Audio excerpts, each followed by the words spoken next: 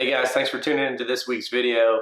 If you saw my video last week, it was a little boring. I mean, it's gonna only get better from here. I'm gonna learn more. There's a lot of bones to pick I had with that last video. For one, you guys might have noticed that I moved my hands way too much, and I was gonna totally refilm this whole thing, but I totally lost my voice going to the rodeo last week, and the mixture of yelling, having a few drinks, and the dirt being spun up in my throat probably wasn't a good combination. But I promise it's going to get better from here. So like I said last week, we're going to be talking more about my injury, how it occurred and what happened, and just get a little more in depth with that whole thing. Just because I think it's a good foundation to start this YouTube off of, is just give a little background about me and, you know, how I came to where I'm at today. Where to start? That's always the question. You guys know what I'm talking about when you have to talk about yourself and then all of a sudden you lose a blank. It's like, come on, bro, you're talking about yourself, right? So I was one of those guys who joined the military at a young age. I enlisted when I was 17 years old, had to get my parents' permission.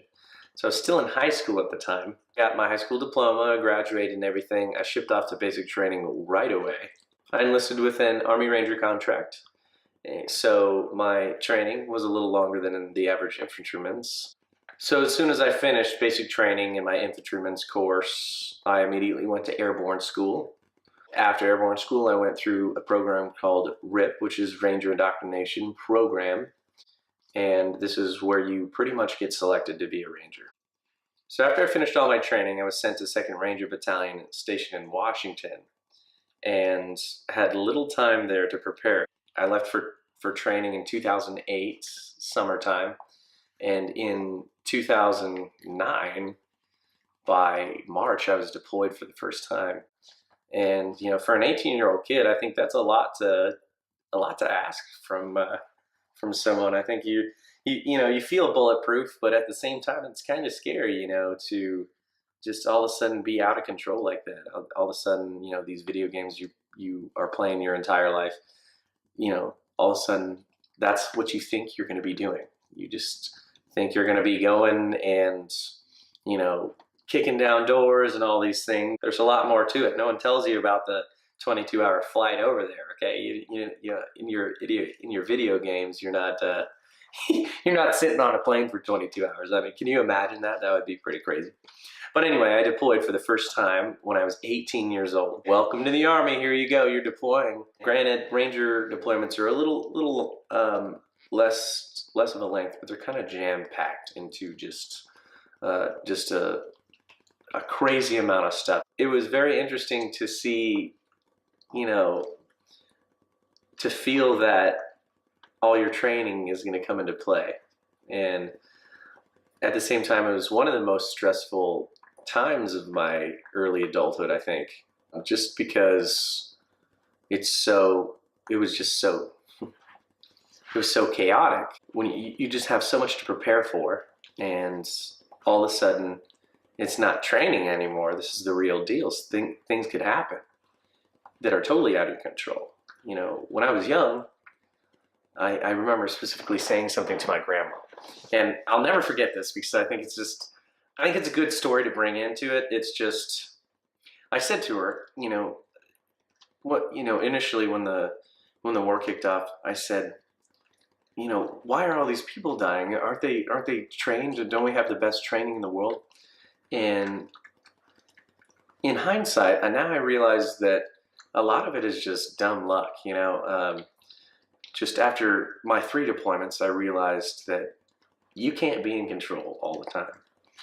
You have to be willing to adapt to ever-changing situations. So I went off on a little tangent there, but I think it's important to mention. I will say that I was scared. You know, I was scared. 18-year-old kid. You know, everybody says we feel bulletproof, but no, it's terrifying. You're absolutely terrified. Yeah, it was a really just scary situation to just be like, hey, man, welcome to the team. Here's your stuff. It's a lot to ask for a kid, I think. But at the same time, you grow up really fast in the military. And I got on a plane, and 22 hours later, I'm landing in Iraq.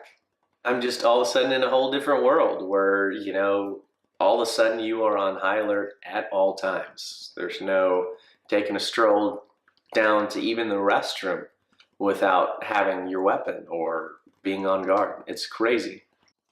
Man, I'll tell you what, that heat over there, it gets hot. People like ask me all the time, what do you think about the weather over there? And I'll tell you what, you go to your local sauna and just sit in there for a couple minutes. That's the best way I could describe that heat over there. Before I knew it, my first deployment was over. I was back home doing more training, and I'm looking at my second deployment. This was the end of the same year. So in 2009, I was back overseas. My second deployment was way tougher than my first deployment. I realized that we all weren't bulletproof and lost some good people along the lines. It just became real to me being in the military and how serious it was, and that it wasn't a game anymore. And it's easy to feel like that it's a game when nothing is too chaotic, nothing's going out of your control. But this one was just an eye-opener, really, for the military. Now, as tough as it was, I made it back in one piece on this one. And before I knew it, I was retraining and, going to different schools, including Ranger School, and getting my tab and just really training up for the next mission that never seemed to stop. And in 2010, I was redeployed again for my third time. It all seemed to get just an escalation of difficulty level, because this deployment was it was chaotic. I mean, it was, to say the least, it was absolutely a difficult deployment. We were moving all the time, and it seems like we were nothing but go, go, go. This was the deployment that I was injured on, and this is where I'm going to go into depth about it. I just wanted to give you a little bit of background before I kind of dove into it. I think that over time, you develop an appreciation of being in a combat situation, for sure. At first you start as this young man that's 18 years old and thinks they're invincible, to someone with a little bit more experience, someone who's seen, a few rotations. And you go from this bulletproof individual to someone who is very, very wary of situations that could go wrong. And no matter how much you prepare for something to go wrong, things do go wrong, and you have to adapt to that. And I think that this is such an important foundation to lie on how I'm going to send the message to you guys that there is stuff that's going to go wrong, and it's how you deal with it that is important. On September 19th, 2010, we were called out to conduct a night operation, and we're loading up the helicopters. We have 47s, 247s, a pretty good show of force. So as soon as we land on the LZ, we touch down and we hear this loud bang. And I'm thinking to myself, what the heck was that, right? And if anyone knows, when you hit touchdown, it is just organized chaos. You're trying to get out, secure the area as fast as possible. As organized as a unit we are, you can never control every aspect of the situation. So immediately we get off the helicopter, we immediately receive fire. We're all briefed on what our job position is. My priority was actually securing a compound for our guys to get in, to get some cover and develop pretty much a stronghold. Up we go over the wall, me and my guys, and we start kicking down doors, we start clearing rooms. It's a scary thing to clear rooms at night. I mean, there's a lot of variables that you just can't prepare for. I mean, think about it as going into people's houses. Everyone's got a different layout, everybody's got different furniture, and you're doing this at night with limited visibility. Some of the setups are kind of strange there, like who puts a couch in a doorway? I don't know, but I've tripped over multiple ones. So anyway, I'm clearing rooms, and I got some Afghani commandos with me, and we're getting spread really thin, but our guys are still receiving contact out there, and so we just got to get this job done as fast as possible. So, you know, we all start clearing rooms ourselves. I go into this room to clear it myself, and you know, I pie off the room, I get it clear, right? And there is another door on the other side to an alleyway, and you know, I go to check the alleyway, it's all clear, come back in, and something didn't feel right to me in that alleyway. I saw a doorway there, and I was like, you know what, I'm gonna check this door. So I go back in, check the door, it's secure. When I go through the doorway, I step on an IED. So something goes boom.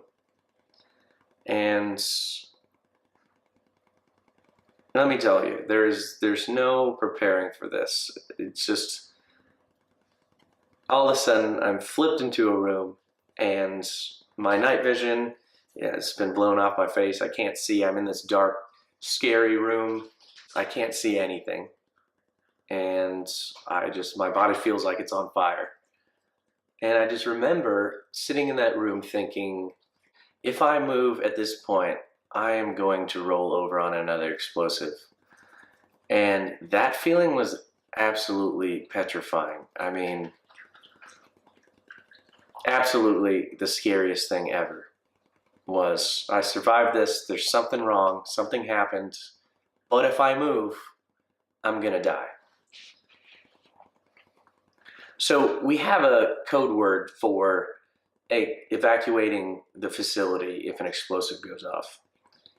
And I hear this word get called while I'm in this room, sitting on the floor in the dark, and I just see all my guys run out. Hearing this and seeing this made me feel the most alone I've felt in my entire life. I mean, all of a sudden, here I am, injured, feeling so scared to even move, and I'm alone in Afghanistan. And it's almost enough to break a man, I feel like. I mean, it was absolutely a terrifying experience for me. So I'm sitting there, I see all my guys run away. I have what feels like a lifetime to experience this. So I have to make a decision. Do I want to sit there and not move and hope that someone comes in here? Or do I want to get out? And my decision was, I didn't want to die there. I didn't want that to be the end. So I tried to move, and I had all my gear on, and you know, everything was just, seems like nothing was cooperating with me at that point. I'm sitting there on my back like a turtle, I feel like, and I try to roll over, and you know, I messed up, and you know, not as in shape, not in tip-top shape, let's say. And so I try to roll over, can't. So I eject my backpack and roll out of it, and I grab my gun, my M4, and I just crawl out. I just say, screw it. If I'm gonna hit something, I'm gonna hit something, but I just don't want to die in this room. So I grab my stuff and I just start crawling out, my gun, and I get outside.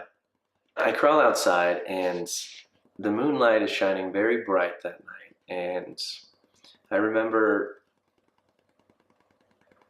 just looking down at my leg and seeing that I was in trouble, for sure.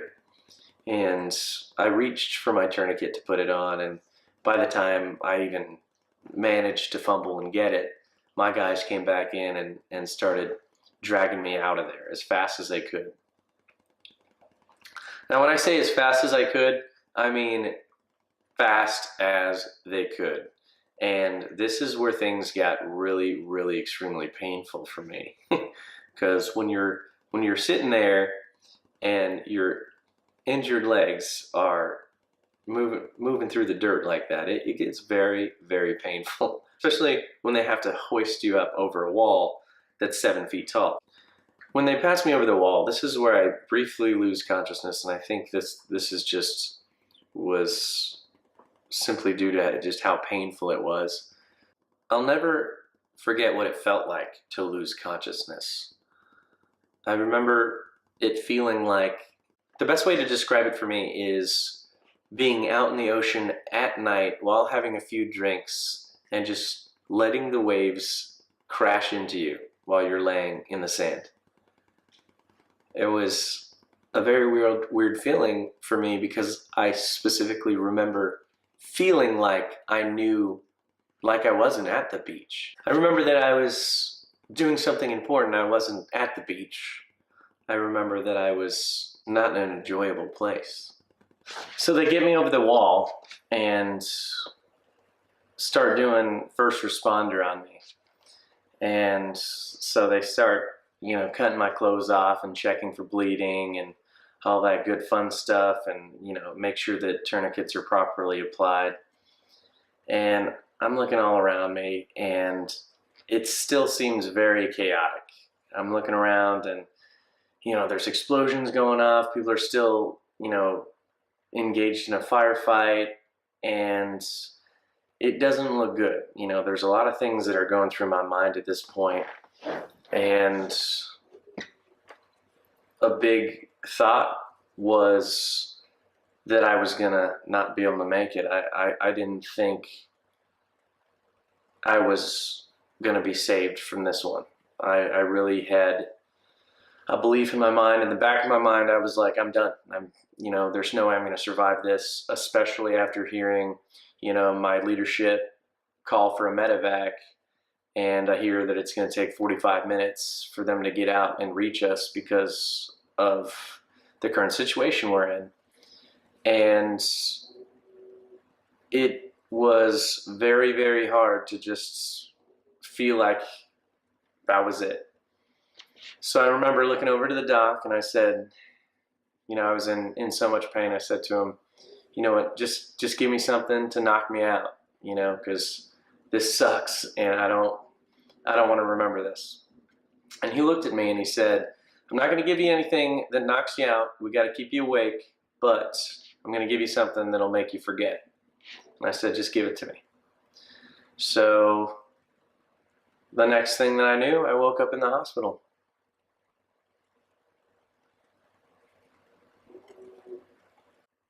I want to thank you guys so much for listening to how I got injured. I know that a lot of that stuff is really just kind of a morbid subject, but I really think it's important to develop a foundation so that I could actually start actively trying to help others out there get through some certain situations. So that was part one. The second part that I'm going to post, sometime next week or so, is going to be actually when I woke up, what my reaction was, come to find out, some of the details that I later found out that night, and various other things. I really hope that this video was insightful to you guys, and I hope it wasn't too much, too extreme. Please be easy on me. It's tough to be vulnerable and tell this story. I know that a lot of you aren't exposed to people who are willing to share, but I really just think that the more you share about a story, the more people could take it to heart and see how they could fit it into their lives to apply it to some situation they're going through. So thank you so much. Like I said, stay tuned to my channel. Please subscribe. Please comment below. I'll try to answer any questions you guys might have. And thank you so much for listening.